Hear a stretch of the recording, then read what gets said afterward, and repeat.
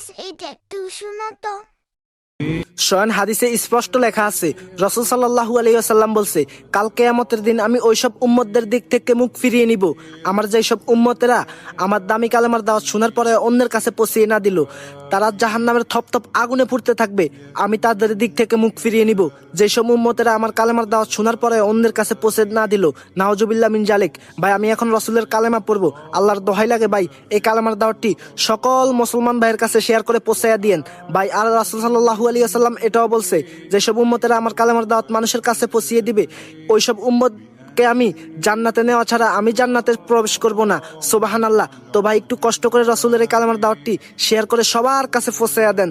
লা ইলাহা ইল্লাল্লাহ মুহাম্মাদুর রাসূলুল্লাহ সাল্লাল্লাহু আলাইহি ওয়াসাল্লাম। আমি আপনাদের কাছে শেয়ার করে দিলাম, এখন আপনাও অন্যদেরকে শেয়ার করে দিবেন।